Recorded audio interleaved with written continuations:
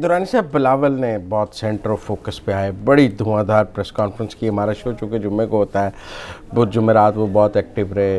उन्होंने कहा JIT बनाएं और JIT बैंड ऑर्गेनाइजेशंस पे बनाएं, ये करें।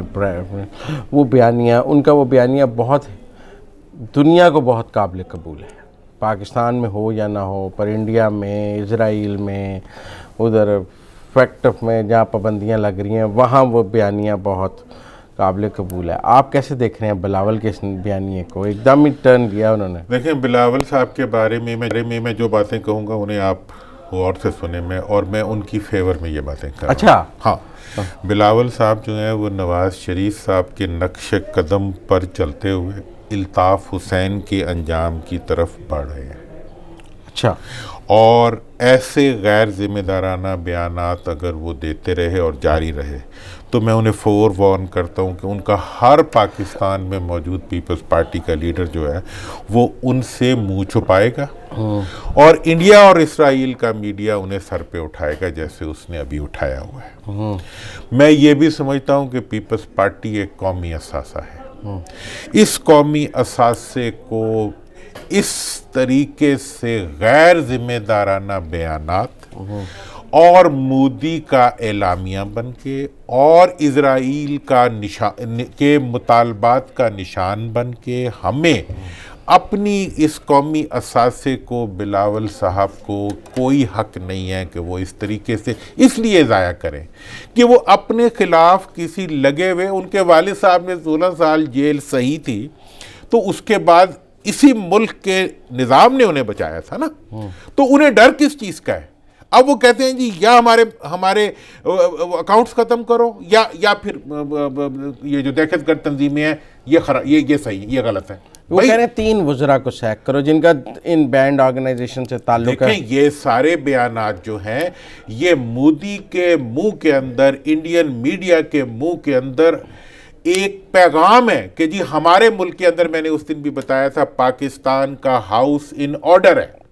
पाकिस्तान के अंदर आज जो कुछ उधर हुआ है न्यूजीलैंड में, तो मैं इनसे दरख्वास्त करूंगा बिलावल साहब से कि वो फौरी तौर पे न्यूजीलैंड के अंदर और ऑस्ट्रेलिया के अंदर JIT बनाने का मुतालबा करें और वहां पे जो दहशतगर्द तंजीमें छुपी हुई हैं उनके खिलाफ वो कार्रवाई का मुतालबा करें। उनका जो वजीर आजम है वो तो ये कहता है कि ये टेररिज्म नहीं है, ये एक्ट ऑफ वायलेंस है। मतलब उनके मुंतखब लोगों से लेके उनकी ऑपोजिशन तक इस एक्ट को वायलेंस डिक्लेयर कर रहे हैं और आप जो है अपने मुल्क के अंदर बगैर किसी सोच समझ के और ये जानते हुए कि इस वक्त पाकिस्तान ने कभी भी किसी दहशतगर्द तंजीम को अपने मुल्क में नहीं छोड़ा हुआ, पाकिस्तान में सिर्फ उन लोगों के खिलाफ कार्रवाई का मुतालबा हो रहा है जिन्हें इंडिया दहशतगर्द करता है। बिलावल साहब, आप पाकिस्तान के शहरी हैं या इंडिया के शहरी हैं, इस चीज़ को आप वाजे करें और खुदारा उस रूट पे ना जाएं जिस रूट पे चलने के बाद आपकी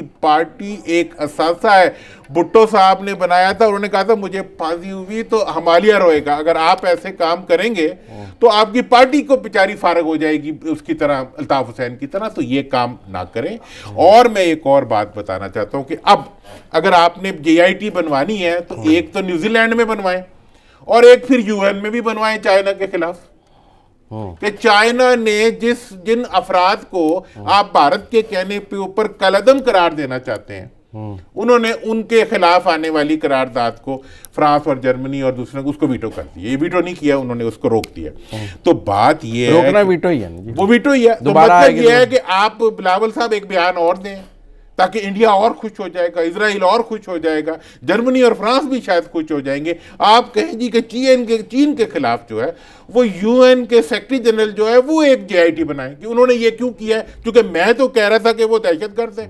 और साथ ख्वाजा आसिफ साहब को भी लेने कि वो भी कहें कि जी मैं डॉन लीग बयानिया के तहत जो है मैं भी मुतालबा करता हूँ कि ये होना चाहिए। तो जनाबे वाला बात ये है। और एक और बात उन्होंने कही है, उनका जी मैं जेल भरो तहरीक, हाँ जेल भरो तहरीक उन्होंने कहा। तो मैं उन्हें कहता हूं कि जेल भरे ना भरे पार्टी खाली हो जाएगी आपकी। कि मैंने कहा आप कह रहे हैं जेल भरे ना भरे जेब भरी जाएगी। नहीं, मैं देखिए जी, मतलब ये है कि आपने माल वापस दो, वापस जेल भरे ना भरे पार्टी खाली हो जाए। अब मैं अगली बात कर,